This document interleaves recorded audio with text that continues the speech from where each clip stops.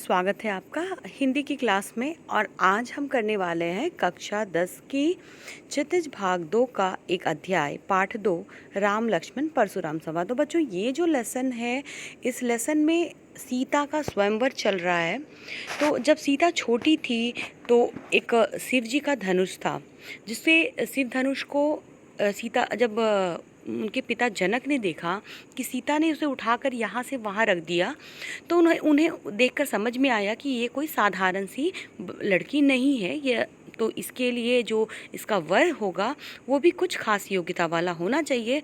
तो जब सीता जी बड़ी हुई और उनके विवाह का समय आया तो उन्होंने एक स्वयंवर रखा और वहाँ पर घोषणा कर दी कि जो यह शिव धनुष को उठा पाएगा और तो उस व्यक्ति से उसका वो विवाह करेंगे। तो यहाँ पर सीता स्वयंवर का जो है दृश्य चला और इसको राम जी ने वहाँ पर आए थे और उन्होंने उस धनुष को तोड़ दिया।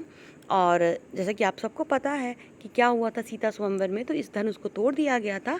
अब तोड़ने के बाद क्या होता है, ये खबर पहुंच गई परशुराम जी के पास, जो कि गुस्से से हो गए आग बबूले। अब वहाँ पर इन्हें गुस्सा इसलिए आया क्योंकि ये शिव जी का धनुष जो है इस किसने तोड़ा। और इस गुस्से में वो जब स्वयंवर में पहुंचते हैं और यहाँ पर जो उनके बीच में जो संवाद हुआ, जिसमें कि यहाँ पर परशुराम जी का क्रोध है और लक्ष्मण जी है यहाँ पर अपने एक व्यंग से उसका जवाब देते हैं। और यहाँ पे क्रोध भाव भी है और व्यंग भाव भी है, आपको दोनों चीज़ें देखने को मिलेगी यहाँ पर। और ये जो यहाँ पे संवाद है, जो यही जो संवाद हो रहा है जब धनुष को तोड़ने के बाद, इसी संवाद के अंश हमें इस लेसन में पढ़ने हैं। तो सीता स्वयंवर की कुछ झलकियाँ देखेंगे कि सीता स्वयंवर में के बाद आपको पता है कि जनक की जो शर्तें थी कि जो इस धनुष को तोड़ देगा सीता से उसका विवाह होगा। और ये सीता का जो है और इसके रचयिता जो है तुलसीदास हैं। आपको पता है गोस्वामी तुलसीदास जी ने रामचरितमानस लिखा है और ये उसी का अंश है। तो थोड़ा सा तुलसीदास जी के बारे में जान लेते हैं। गोस्वामी तुलसीदास जी का जन्म हुआ था 1511 में, उनकी मृत्यु 1623 में हुई थी और वो एक महान कवि थे। और उनका जन्म जो है सोरो और सुकर क्षेत्र, जो कि वर्तमान में कासगंज जनपद के अंदर आता है, उत्तर प्रदेश में हुआ था। कुछ विद्वान जो है मानते हैं कि उनका जन्म राजापुर में हुआ था। अपने जीवन काल में उन्होंने 12 ग्रंथ लिखे। उन्हें संस्कृत का विद्वान होने के साथ साथ हिंदी भाषा का प्रसिद्ध और सर्वश्रेष्ठ कवियों में से एक माना जाता है। उनको मूल आदि काव्य रामायण के रचयिता महर्षि वाल्मीकि का अवतार भी माना जाता है। श्री रामचरितमानस वाल्मीकि रामायण का प्रकांतर से ऐसा अवधि भाषांतर है जिसमें अन्य भी कई कृतियों से महत्वपूर्ण सामग्री समाहित की गई है। रामचरितमानस को समस्त उत्तर भारत में बड़े भक्तिभाव से पढ़ा जाता है। इसके बाद विनय पत्रिका उनका एक अन्य महत्वपूर्ण काव्य है। त्रेता युग के ऐतिहासिक राम रावण युद्ध पर आधारित उनके प्रबंध काव्य रामचरितमानस को विश्व के 100 सर्वश्रेष्ठ लोकप्रिय काव्यों में 46वां स्थान दिया गया है। तो हम जो ये कविता पढ़ने वाले, ये कविता आपको अवधी भाषा में लिखी गई है। ये जो अंश हैं अवधी भाषा में लिखे गए हैं, जो रामचरितमानस से संकलित की गए हैं। और यहाँ पर एक कविता का एक सारांश बता दूँ आपको कि जो ये अंश है रामचरितमानस के बालकांड से लिया गया है। सीता स्वयंवर में राम द्वारा शिव धनुष भंग करने के बाद जो मुनि परशुराम को ये समाचार मिला तो वे क्रोधित होकर वहाँ आते हैं। शिव धनुष को खंडित देखकर अब वो अपने आपे से बाहर हो जाते हैं। राम यहाँ पर उनसे विनय करते हैं और विश्वामित्र के समझाने पर राम की शक्ति की परीक्षा लेकर अंततः उनका गुस्सा शांत हो जाता है। इस बीच राम लक्ष्मण और परशुराम के बीच जो संवाद हुआ था उस प्रसंग को यहाँ प्रस्तुत किया गया है। परशुराम के क्रोध भरे वाक्यों का उत्तर लक्ष्मण व्यंग वचनों से देते हैं। तो प्रसंग की विशेषता है कि लक्ष्मण के वीर रस से पगी व्यंग्योक्तियाँ और व्यंजना शैली की सरस अभिव्यक्ति। तो यहाँ शुरू करते हैं लेसन को करना।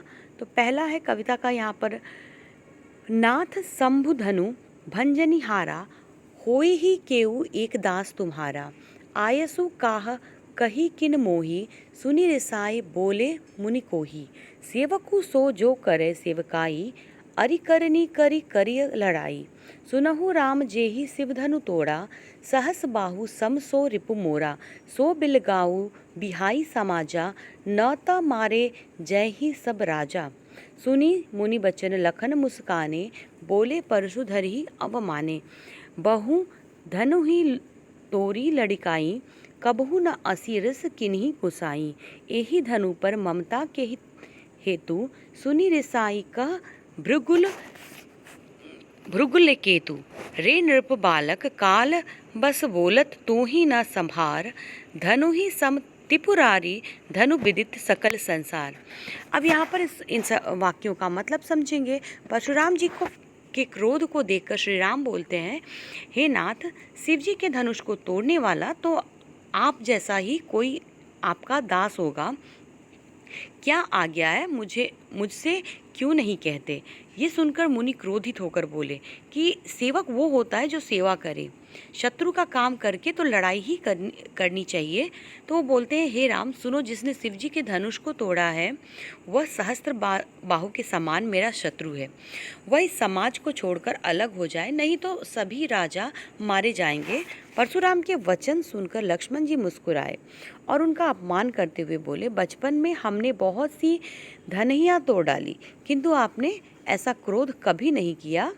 इसी धनुष पर इतनी ममता किस कारण से है। यह सुनकर भृगुवंश की ध्वजा स्वरूप परशुराम जी क्रोधित होकर कहने लगे, अरे राजपुत्र, काल के वंश में होकर भी तुझे बोलने में कुछ होश नहीं है। सारे संसार में विख्यात शिव जी का यह धनुष क्या धनु ही के समान है। अगला पैरा है, लखन कहा हंसी हमरे जाना, सुनहु देव सब धनुष समाना, का क्षति लाभू जून धनु तोरे, देखा राम नयन के भोरे, छुअत टूट रघुपति हूँ न दोसु, मुनि बिनु काज करी कत रोसु, बोले चितई परसु की ओरा, रे सठ सुने ही सुभाव न मोरा, बालकु बोली बधऊ नाही तोही, केवल मुनिजन जाने ही मोह, बाल ब्रह्मचारी अति कोही, विश्व विदित क्षत्रिय कुल द्रोही, भुजबल भूमि भूप बिनु किन्ही, विपुल बार मही देवन दिन्ही, सहस बहु भुज छेद निहारा, परसु बिलोक महिप कुमारा, मातु पिता ही जानी सोच बस करसी, महिष किशोर, गर्भ न के अभ्रक, दलन परसु मोर अति घोर। भावार्थ है इन पंक्तियों का। लक्ष्मण जी यहाँ पर हंसकर कहते हैं, हे देव सुनिए, हमारे जान में तो सभी धनुष एक से ही हैं, पुराने धनुष के तोड़ने में क्या हानि लाभ। श्री रामचंद्र जी ने तो इसे नवीन के धोखे से देखा था, परंतु यह तो छूते ही टूट गया। इसमें रघुनाथ जी का कोई दोष नहीं है। मुनि, आप बिना ही कारण किस लिए क्रोध करते हैं। परशुराम जी अपने फरसे की ओर देखकर बोलते हैं, अरे दुष्ट, तूने मेरा स्वभाव नहीं सुना, मैं तुझे बालक जानकर नहीं मारता हूँ। अरे मूर्ख, क्या तू मुझे निरा मुनि ही जानता है। मैं बाल ब्रह्मचारी और अत्यंत क्रोधी हूँ, क्षत्रिय कुल में का शत्रु तो विश्व भर में विख्यात हूँ। अपनी भुजाओं के बल से मैंने पृथ्वी को राजाओं से रहित कर दिया और बहुत बार उसे ब्राह्मणों को दे डाला। हे राजकुमार, सहस्त्र बाहु की भुजाओं को काटने वाले मेरे इस फरसे को देख। अरे राजा के बालक, तूने अपने माता पिता की सोच के वश न कर, मेरा फरसा बड़ा भयानक है, यह गर्भों के बच्चों का भी नाश करने वाला है।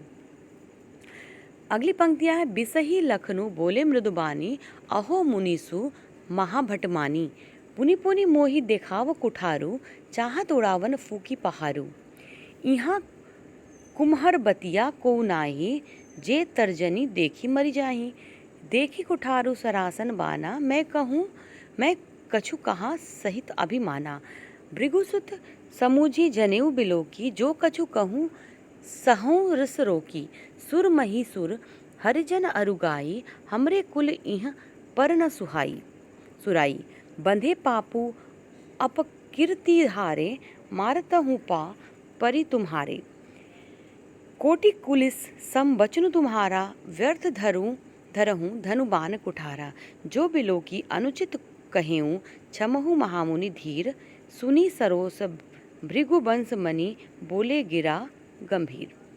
तो इन पंक्तियों का भावार्थ है, लक्ष्मण जी अब हंसकर बोलने लगते हैं, कोमल वाणी से बोलते हैं, अहो मुनीश्वर, आप अपने को बड़ा भारी योद्धा समझते हैं, बार बार मुझे कुल्हाड़ी दिखाते हैं, फूंक से पहाड़ उड़ाना चाहते हैं। यहाँ कोई कुम्हड़े की बतिया, यानी कि कुम्हड़े की बतिया बोला जाता है जो बहुत छोटा फल होता है, कुम्हड़े का छोटा सा फल, तो वो बताते हैं कुम्हड़े की कोई बतिया नहीं है कि जो तर्जनी, तर्जनी यानी कि अंगूठे के पास वाली जो अंगूठी होती है, अंगुली जो होती है उसे तर्जनी कहते हैं, तो जो तर्जनी उंगली को देखते ही मर जाती है। कुठार और धनुष्बाण देखकर ही मैंने कुछ अभिमान सहित कहा था, भृगुवंशी समझकर, यज्ञोपवीत देखकर, तो जो कुछ आप कहते हैं उसे मैं क्रोध को रोककर सह लेता हूँ। देवता, ब्राह्मण, भगवान के भक्त और गो, इन पर हमारे कुल में वीरता नहीं दिखाई जाती, क्योंकि इन्हें मारने से पाप लगता है और इनसे हार जाने पर अपकृति होती है, इसलिए आप मारे तो भी आपके पैर ही पड़ना चाहिए। आपका एक एक वचन ही करोड़ों वज्रों के समान है। धनुष बाण और कुठार तो आप व्यर्थ ही धारण करते हैं। इन्हें देखकर मैंने कुछ अनुचित कहा हो तो उसे हे धीर महामुनि क्षमा कीजिए। यह सुनकर भृगुवंश मणि परशुराम जी का क्रोध के साथ गंभीर वाणी में बोलते हैं, कौशिक सुनहु मंद यहु बालकु, कुटिल कालबस निज कुल धालकु, भानुवंश राकेश कलंकु, निपट निरंकुश अबुध असंकु, काल कवली होई ही छन माही, कहूँ पुकारी खोरी मोहि नाही, तुम हट कहूँ जौ चहु बारा, कही प्रतापु बल रोषु हमारा, लखन कहेउ मुनि सुजसु तुम्हारा, तुम ही अक्षत को बरने पारा, अपने मुँह तुम अपनी करनी, बार अनेक भांति बहुबरनी, नाही संतोष त पुनि कछु कहूँ, जनि ऋष रोकी दस दुसह दुख सहूँ, वीरव्रती तुम धीर अछोबा, गारी देत न पावहु शोभा, शूर समर करनी करही कही न जनावही आपू, विद्यमान रन पाई रिपु कायर कथही प्रतापू। इन पंक्तियों का भावार्थ है, यहाँ पर ये बोलते हैं विश्वामित्र को, हे विश्वामित्र सुनो, ये बालक बड़ा ही कुबुद्धि और कुटिल है, काल के वश होकर यह अपने कल का घातक बन रहा है। यह सूर्यवंश रूपी पूर्ण चंद्र का कलंक है। यह बिल्कुल उदंड और मूर्ख और निडर भी है। अभी क्षण भर में यह काल का ग्रास हो जाएगा। मैं पुकार कर कह देता हूँ, फिर मुझे दोष नहीं देना। यदि तुम इसे बचाना चाहते हो तो हमारा प्रताप, बल और क्रोध बतलाकर इसे मना कर दो। अब लक्ष्मण जी ने कहा, हे मुनि, आपका सुयश आपके रहते दूसरा कौन वर्णन कर सकता है? आपने अपने ही मुँह से अपनी करनी अनेकों बार बहुत प्रकार से वर्णन की है, इतने पर भी, अब यहाँ पर लक्ष्मण जी कहते इतने पर भी संतोष ना हुआ हो तो फिर कुछ कह डालिए। क्रोध रोककर असह्य दुख मत सहिए। आप वीरता का व्रत धारण करने वाले हैं, धैर्यवान और क्षोभ रहित हैं, गाली देते शोभा नहीं पाते हैं। शूरवीर तो युद्ध में शूरवीरता का प्रदर्शन करते हैं, कहकर अपने को नहीं जनाते। शत्रु की युद्ध में उपस्थिति पाकर कायर ही अपने प्रताप की डींग मारा करते हैं। अब यहाँ लक्ष्मण जी के कहने के अनुसार, फिर तुम तो कालू हाँक जनुलावा, बार बार मोही लागी बुलावा, सुनत लखन के बचन कठोरा, परसु सुधारी धरेउ कर घोरा, अब जनि देई दोसु मोही लोगु, कटुबादी बालकु बध जोगु, बाल बिलो की बहुत मैं बाँचा, अब यहू मर निहार भा साचा, कौशिक कहा क्षमी अपराधु, बाल दोष गुण गनहि न साधु, खर कुठार में अकरुण को ही, आगे अपराधी गुरुद्रोही, उत्तर देत छोड़ऊं बिनु मारे, केवल कौशिक सील तुम्हारे, न त एही काटी कुठार कुठोरे, गुरही उरिन होते श्रम थोरे, गादी सुनु कह हृदयम, हंसी मुनि ही हरि अरई सूझ, अयमय खार न उखमय, अजहू न बूझ अबूझ। इन पंक्तियों का भावार्थ है कि आप तो मानो काल को हाँक लगाकर बार बार उसे मेरे लिए बुलाते हैं। लक्ष्मण जी के कठोर वचन सुनते ही परशुराम जी ने अपने भयानक फरसे को सुधाकर हाथ में ले लिया और वो बोले, अब लोग मुझे दोष न दें। यह करवा बोलने वाला बालक मारे जाने के ही योग्य है। इस बालक को देखकर मैंने बहुत बचाया, पर यह सचमुच मारने के लिए ही आ गया है। अब ये मरना चाहता है। तो विश्वामित्र जी ने कहा, अपराध क्षमा कीजिए, बालकों के दोष और गुण को साधु लोग नहीं गिनते। परशुराम जी बोले, तीखी धार का कठार, मैं दया रहित और क्रोधी और यह गुरुद्रोही और अपराधी मेरे सामने उत्तर दे रहा है। इतने पर भी मैं इसे बिना मारे छोड़ रहा हूँ। सो हे विश्वामित्र, केवल तुम्हारे प्रेम से, नहीं तो इसे इस कठोर कुठार से काटकर थोड़े ही परिश्रम से गुरु से उऋण हो जाता। विश्वामित्र जी ने हृदय में हंसकर कहा, परशुराम को हरा सूझ रहा है, अर्थात सर्वत्र विजयी होने के कारण श्री राम लक्ष्मण को भी साधारण क्षत्रिय समझ रहे हैं, किंतु यह फौलाद की बनी हुई खांड है, जिस रस की खांड नहीं है जो मुंह में लेते ही गल जाए। खेद है, मुनि अब भी बेसमझ बने हुए हैं, उनके प्रभाव को नहीं समझ रहे हैं। कहेउ लखन मुनि सीलु तुम्हारा, को नहीं जान विदित संसारा। माता पिते ही उरिन भय नीके, गुरी रीनु कह रहा सोचु बड़ जिनके। जो जनु हमरे ही माथे काढ़ा, दिन चली गए ब्याज बड़ बाढ़ा। अब आनी व्यय हरिया बोली, तुरत देऊं मैं थैली खोली। सुनि कटु वचन कुठार सुधारा, हाय हाय सब सभा पुकारा। भृगु बर परसु देखा बहु मोही, वृप विचारी बचऊ नृप दोही। मिले न कबहू सुभट गण रन गाढ़े, दविज देवता घर ही के बाढ़े। अनुचित कहीं सब लोग पुकारे, रघुपति सय नहीं लखनु निवारे। लखन उतर आहुति सरिस, भृगुबर कोप कृसानु। बढ़त देखी जल सम बचन बोले, रघुकुल भानु। इन पंक्तियों का भावार्थ है, लक्ष्मण जी यहाँ पर कहते हैं, हे मुनि, आपके प्रेम को कौन नहीं जानता, वह संसार भर में प्रसिद्ध है। आप माता पिता से तो अच्छी तरह उऋण हो ही गए हैं, अब गुरु का ऋण रहा है, जिसका जी में बड़ा सोच लगा है। वह मानो हमारे इस मत्थे काढ़ा था। बहुत दिन बीत गए, इससे ब्याज भी बहुत बढ़ गया होगा। अब किसी हिसाब करने वाले को बुला लाइए, तो मैं तुरंत थैली खोलकर दे दूं। लक्ष्मण जी के कड़वे वचन सुनकर परशुराम जी ने कठार संभाला। सारी सभा हाय हाय करके पुकार उठी। लक्ष्मण जी ने कहा, हे भृगश्रेष्ठ, आप मुझे फरसा दिखा रहे हैं, पर हे राजाओं के शत्रु, मैं ब्राह्मण समझकर बचा रहा हूँ। आपको कभी रणधीर बलवान वीर नहीं मिले। हे ब्राह्मण देवता, आप घर ही में बड़े हैं। यह सुनकर यहाँ पर क्या है, ये बोलते हैं कि आप रणधीर बलवान वीर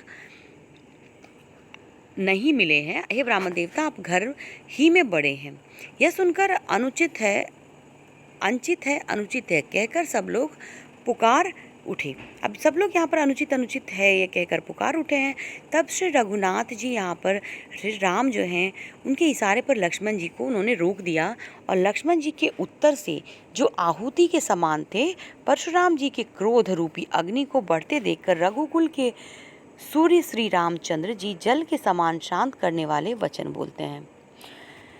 तो अब यहाँ पर हम जानेंगे इस पाठ के शब्दार्थ को। अब यहाँ पर जो कठिन शब्द है उसके शब्दार्थ को देख लेते हैं। तो भंजनिहारा यानी कि भंग करने वाला, रिसाई यानी कि क्रोध करना, रिपु शत्रु, बिलगाऊ अलग होना, अवमाने यानी कि अपमान करना, लड़िकाई यानी कि बचपन में, परसु यानी कि फरसा, कोही यानी कि क्रोधी, महिदेव यानी कि ब्राह्मण, बिलोक का अर्थ है देखकर, अयमय लोहे का बना हुआ, अभ्रक यानी कि बच्चा, महाभट महान योद्धा, मही धरती, कुठारू कुल्हारा, कुम्भरबतिया यानी कि बहुत कमजोर, तर्जनी अंगूठे की पास वाली अंगूली, कुलिस यानी कि कठोर, सरोस क्रोध सहित कौशिक यानी कि विश्वामित्र, भानुवंश, सूर्यवंश निवारे मना करना, उकमय गण्य से बना हुआ, निरंकुश जिस पर किसी का दबाव ना हो, अंशकु शंका सहित, घालुक नाश करने वाला, काल कवलु मृत, अबुधु ना समझ, हटका मना करने वाला, अछोभा शांत, बंद जोगु मारने योग्य, अकरुण जिसमें करुणा ना हो, अकरुण जिसमें करुणा ना हो, गधि सुनु गाधी के पुत्र यानी विश्वामित्र, कृशानु यानी कि अग्नि। अब बारी है प्रश्नोत्तर की। तो परशुराम के क्रोध करने पर लक्ष्मण ने धनुष के टूट जाने के लिए कौन कौन से तर्क दिए? तो इसका उत्तर होगा, परशुराम के क्रोध करने पर लक्ष्मण ने धनुष के टूट जाने पर निम्नलिखित तर्क दिए। हमें तो यह असाधारण शिव धनुष साधारण धनुष की भांति लगा। दूसरा, उन्होंने कहा कि श्री राम को तो ये धनुष नए धनुष के समान लगा। श्री राम ने इसे तोड़ा नहीं, बस उसके छूते ही स्वतः टूट गया। चौथा, उन्होंने कहा इस धनुष को तोड़ते हुए उन्होंने किसी लाभ और हानि के विषय में नहीं सोचा था। पांचवा, उन्होंने ऐसे अनेक धनुषों को बालपन में यूं ही तोड़ दिया था, इसीलिए यह सोचकर उनसे यह कार्य हो गया। परशुराम के क्रोध करने पर राम और लक्ष्मण जी की जो प्रतिक्रियाएं हुई, उनके आधार पर दोनों के स्वभाव की विशेषताएं अपने शब्दों में लिखिए। तो परशुराम के क्रोध करने पर श्री राम ने धीरज से काम लिया। उन्होंने नम्रतापूर्ण वचनों का सहारा लेकर परशुराम के क्रोध को शांत करने का प्रयास किया। परशुराम जी क्रोधी स्वभाव के थे। श्री राम उनके क्रोध पर शीतल जल के समान शब्दों व आचरण का आश्रय ले रहे थे। यही कारण था कि उन्होंने स्वयं को उनका सेवक बताया व उनसे अपने लिए आज्ञा करने का निवेदन किया। उनकी भाषा अत्यंत कोमल व मीठी थी और परशुराम के क्रोधित होने पर भी वह अपनी कोमलता को नहीं छोड़ते थे। इसके विपरीत लक्ष्मण परशुराम की भांति ही क्रोधी स्वभाव के हैं। निडरता तो जैसे उनके स्वभाव में कूट कूट कर भरी थी, इसीलिए परशुराम का फरसा व क्रोध उनके भय उत्पन्न नहीं कर पाता। लक्ष्मण परशुराम जी के साथ व्यंग्यपूर्ण वचनों का सहारा लेकर अपनी बात उनके समक्ष प्रस्तुत करते हैं, तनिक भी इस बात की परवाह किए बिना कि परशुराम कहीं और क्रोधित न हो जाएं। वे परशुराम के क्रोध को न्यायपूर्ण नहीं मानते, इसलिए परशुराम के अन्याय के विरोध में खड़े हो जाते हैं। जहाँ राम विनम्र, धैर्यवान, मृदुभाषी व बुद्धिमान व्यक्ति हैं, वहीं दूसरी ओर लक्ष्मण निडर, साहसी, क्रोधी तथा अन्याय विरोधी स्वभाव के हैं। ये दोनों गुण इन्हें अपने अपने स्थान पर उच्च स्थान प्राप्त करवाते हैं। तीसरा सवाल है, लक्ष्मण और परशुराम के संवाद का जो अंश आपको सबसे अच्छा लगा उसे अपने शब्दों में संवाद शैली में लिखिए। तो यहाँ मुझे जो पसंद आया है उसको मैंने यहाँ लिखा है कि लक्ष्मण, हे मुनि, बचपन में हमने खेल खेल में ऐसे बहुत से धनुष तोड़े हैं, तब तो आप कभी क्रोधित नहीं हुए थे, फिर इस धनुष के टूटने पर इतना क्रोध क्यों कर रहे हैं? परशुराम जी कहते हैं, अरे राजपूत, तू काल के वश में आकर ऐसा बोल रहा है, या शिव जी का धनुष है? चौथा सवाल है, परशुराम ने अपने विषय में सभा में क्या क्या कहा, निम्न पद्यांश के आधार पर लिखिए। बाल ब्रह्मचारी अति कोही, विश्व विदित क्षत्रिय कुल द्रोही, भुजबल भूमि भूप बिनु किन्ही, विपुल बार मही देवन दिन्ही, सहस बाहु भुज छेद निहारा, परशु बिलोकु महिप कुमारा, मात पिते ही जनी सोच बस करसी, महिष किशोर गर्भनह के अभ्रक, दलन परशु मोर अति घोर। तो इसका उत्तर है कि परशुराम ने अपने विषय में ये कहा कि वे बाल ब्रह्मचारी हैं और क्रोधी स्वभाव के हैं, समस्त विश्व के क्षत्रिय कल में विद्रोही के रूप में विख्यात हैं और आगे बढ़ें। अभिमान से वो अपने विषय में बताते हुए कहते हैं कि उन्होंने अनेकों बार पृथ्वी को क्षत्रियों से विहीन कर इस पृथ्वी को ब्राह्मणों को दान में दिया है और अपने हाथ में धारण इस फरसे से सहस्त्र बाहों को काट डाला है। इसलिए हे नरेश पुत्र, मेरे इस फरसे को भली भांति देख लें। राजकुमार, तू क्यों अपने माता पिता को सोचने पर विवश कर रहा है? मेरे इस फरसे की भयानकता गर्भ में पल रहे शिशुओं को भी नष्ट कर देती है। पांचवा प्रश्न है, लक्ष्मण के वीर योद्धा की क्या क्या विशेषताएं बताई गई हैं। तो यहाँ इस अंश में लक्ष्मण के वीर योद्धा की निम्नलिखित विशेषताएं बताई गई है। पहला है, वीर पुरुष स्वयं अपनी वीरता का बखान नहीं करते, अपितु वीरतापूर्ण कार्य स्वयं वीरों का बखान करते हैं। दूसरा है, वीर पुरुष स्वयं कभी अभिमान नहीं करते, वीरता का व्रत धारण करने वाले वीर पुरुष धैर्यवान और क्षोभ रहित होते हैं। तीसरा है, वीर पुरुष किसी विरुद्ध गलत शब्दों का प्रयोग नहीं करते, अर्थात दूसरे को सदैव समान रूप से आदर व सम्मान देते हैं। चौथा है, वीर पुरुष दीनहीन ब्राह्मण व गायों दुर्बल व्यक्तियों पर अपनी वीरता का प्रदर्शन नहीं करते, उनसे हारना व उनको मारना वीर पुरुषों के लिए वीरता का प्रदर्शन न होकर पाप का भागीदार होना है। वीर पुरुषों को चाहिए कि वो अन्याय के विरुद्ध होकर हमेशा निडर भाव से खड़े रहें। किसी के ललकारने पर वीर पुरुष कभी पीछे कदम नहीं रखते। अगला सवाल है, छठा सवाल, साहस और शक्ति के साथ विनम्रता हो तो बेहतर है, इस कथन पर अपने विचार लिखिए। इसका उत्तर है, साहस और शक्ति के ये दो गुण एक व्यक्ति को वीर बनाते हैं। यदि किसी व्यक्ति में साहस विद्यमान है तो शक्ति स्वयं ही उसके आचरण में आ जाएगी, किंतु जहाँ तक एक व्यक्ति को वीर बनाने में सहायक गुण होते हैं, वहीं दूसरी ओर इनकी अधिकता एक व्यक्ति को अभिमानी व उदंड बना देती है।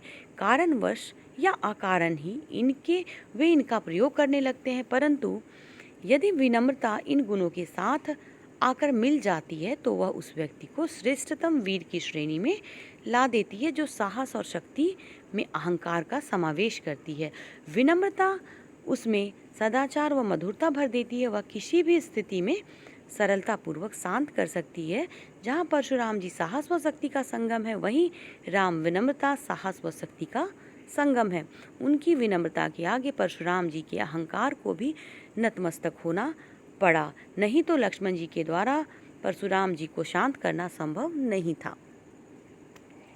सातवां प्रश्न है, यहाँ पर भाव स्पष्ट करना है कि बिसही लखन बोले मृदुबानी, अहो मुनीषु महाभट मानी, पुनि पुनि मोही दिखाव कुठारू, चहत उड़ावन फूकी पहारू। तो ये प्रसंग है, प्रस्तुत पंक्तियाँ तुलसीदास द्वारा रचित रामचरितमानस से ली गई है। उक्त पंक्तियों में लक्ष्मण जी के द्वारा परशुराम जी के बोले हुए अपशब्दों का प्रत्युत्तर दिया गया है और इसका भाव यह है कि लक्ष्मण जी मुस्कुराते हुए मधुर वाणी में परशुराम जी पर व्यंग कसते हुए कहते हैं कि हे मुनि, आप अपने अभिमान के वश में हैं। मैं इस संसार का श्रेष्ठ योद्धा हूँ। आप मुझे बार बार अपना फरसा दिखाकर डरा रहे हैं। आपको देखकर तो ऐसा लगता है कि मानो फूंक से पहाड़ उड़ाने का प्रयास कर रहे हैं, अर्थात जिस तरह एक फूंक से पहाड़ नहीं उड़ सकता, उसी प्रकार मुझे बालक समझने की भूल मत कीजिए। मैं आपके इस फरसे को देखकर डर जाऊंगा। यहाँ कुम्हर बतिया को नाही जे तर्जनी देखी मर जाही, देखी कुठारू सरासन बाना, मैं कछु कहा सहित अभिमाना। यह प्रसंग प्रस्तुत पंक्तियाँ तुलसीदास द्वारा रचित रामचरितमानस से ली गई है। उक्त पंक्तियों में लक्ष्मण जी द्वारा परशुराम जी के बोले गए अपशब्दों का प्रत्युत्तर दिया गया है। भाव यह है कि लक्ष्मण जी अपनी वीरता और अभिमान का परिचय देते हुए कहते हैं कि हम कोई कुम्हड़ बतिया नहीं हैं जो किसी की भी तर्जनी को देखकर मुरझा जाएं। मैंने फरसे और धनुष बाण को अच्छी तरह से देख लिया है, इसीलिए ये सब आपसे अभिमान सहित कह रहा हूँ। अर्थात हम कोमल पुष्पों की भांति नहीं हैं जो जरा से छूने मात्र से ही मुरझा जाते हैं। हम बालक अवश्य हैं, परंतु फरसे और धनुष बाण से हमने भी बहुत सारे फरसे धनुबाण देखे हैं, इसलिए हमें नादान बालक समझने का प्रयास ना करें। गाधिस नु कुह हृदय हसी, मुनि ही हरियरे सूझ, अयमय खाड़ न उखमय अजहू न बूझ बूझ। प्रस्तुत पंक्तियाँ तुलसीदास द्वारा रचित रामचरितमानस से ली गई है। उक्त पंक्तियों में परशुराम जी द्वारा बोले गए वचनों को सुनकर विश्वामित्र मन ही मन परशुराम जी की बुद्धि और समझ पर तरस खाते हैं। भाव यह है कि विश्वामित्र अपने हृदय में मुस्कुराते हुए परशुराम जी की बुद्धि पर तरस खाते हुए मन ही मन कहते हैं कि परशुराम जी को चारों ओर हरा ही हरा दिखाई दे रहा है। हरा ही अभी तो वह दशरथ पुत्रों को राम लक्ष्मण यानी कि राम लक्ष्मण को साधारण क्षत्रिय बालकों की तरह ही ले रहे हैं। जिन्हें ये गन्ने की खाड़ समझ रहे हैं वो लोहे से बनी तलवार की भांति है, अर्थात वो भगवान विष्णु के रूप राम और लक्ष्मण को साधारण मानव बालकों की भांति ले रहे हैं।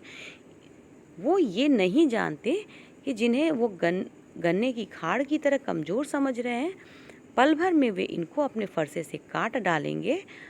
वह नहीं जानते कि ये लोहे से बनी तलवार की भांति है।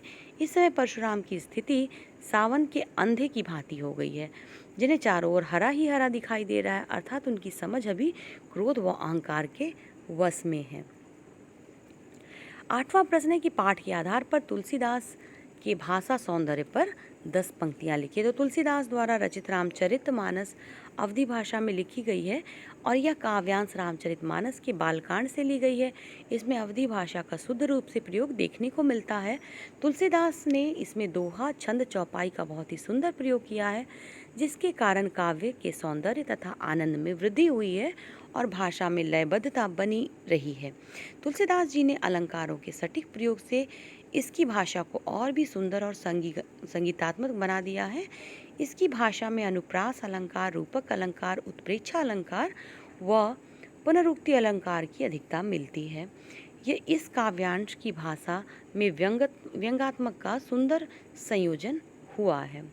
इस पूरे प्रसंग में व्यंग का अनूठा सौंदर्य उदाहरण के साथ स्पष्ट कीजिए। तो तुलसीदास द्वारा रचित परशुराम संवाद, यहाँ पर लक्ष्मण संवाद के मूल रूप से व्यंग काव्य है। उदाहरण के लिए, बहु धनुहु तोरी लड़िकाई, कबू न असी रसी की नी गोसाई। लक्ष्मण जी परशुराम जी से धनुष तोड़ने का व्यंग करते हुए कहते हैं कि हमने अपने बालपन में ऐसे अनेकों धनुष तोड़े हैं, तब हम पर कभी क्रोध नहीं किया। मातु पिते ही जनी सोच बस करसी, महिष किशोर ग्रभकन के अभरक दलन, परशु मोर अति घोर। परशुराम जी क्रोधित होकर लक्ष्मण से कहते हैं कि अरे राजा के बालक, तू अपने माता पिता के सोच के वश न कर। मेरा फरसा बड़ा भयानक है, यह गर्भों के बच्चों का भी नाश करने वाला है। गाधीशु नु कह हृदय हसी मुनि, हरियरे सूझ अयमय खाड़ना उखमय अजहु न बूझ अबूझ। यहाँ विश्वामित्र जी परशुराम की बुद्धि पर मन ही मन व्यंग कसते हैं और मन ही मन कहते हैं कि परशुराम जी राम लक्ष्मण को साधारण बालक समझ रहे हैं। उन्हें तो चारों ओर हरा ही हरा सूझ रहा है, जो लोहे के तलवार को गन्ने की खाड़ से तुलना कर रहे हैं। इस समय परशुराम जी की स्थिति सावन के अंधे की भांति हो गई है, जिन्हें चारों ओर हरा ही हरा दिखाई दे रहा है, अर्थात उनकी समझ अभी क्रोध व अहंकार के वश में है। 10वां प्रश्न है, इन पंक्तियों में प्रयुक्त अलंकार की पहचान कर लिखना है। तो पहला है, बालकु बोली बधो नहीं तो ही। यहाँ पर अनुप्रास अलंकार है। तो उक्त ये जो पंक्तियाँ हैं जहाँ पर ब वर्ण की एक से अधिक बार आवृत्ति हो रही है, तो ऐसे में अनुप्रास यहाँ पर अलंकार का प्रयुक्त हुआ है। कोटि कुलिस सम बचनु तुम्हारा, तो यहाँ पर भी अनुप्रास अलंकार है, क्योंकि यहाँ पर क जो है एक वर्ण जिसकी बार बार आवृत्ति हो रही है। और आपको पता है कि जब एक ही वर्ण की बार बार वहाँ पर आवृत्ति होती है तो उसे अनुप्रास अलंकार कहा जाता है। अगला है, उसमें उपमा अलंकार भी प्रयुक्त है। कोटि कुलिस सम बचनु तुम्हारा, क्योंकि यहाँ पे कोटि कुलिस सम बचनु में उपमा अलंकार भी है, क्योंकि परशुराम जी के एक एक वचनों को वज्र के समान यहाँ पे बताया गया है, यानी कि उपमा दी गई है। अगला है, तुमको काल हाक जनुलावा, बार बार मोही लागी बुलावा। यहाँ उत्प्रेक्षा अलंकार है, जिसमें कि काल हाक जनुलावा में उत्प्रेक्षा अलंकार है, जहाँ जनु जो है उत्प्रेक्षा का वाचक शब्द है। पुनरुक्ति प्रकाश अलंकार यहाँ पर है।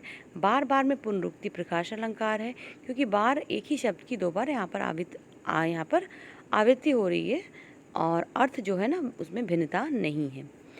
लखन उत्तर आहुति सरिस भृगु बर कोपु कृसानु, बढ़ती देखी जल सम वचन बोले रघुकुल भानु।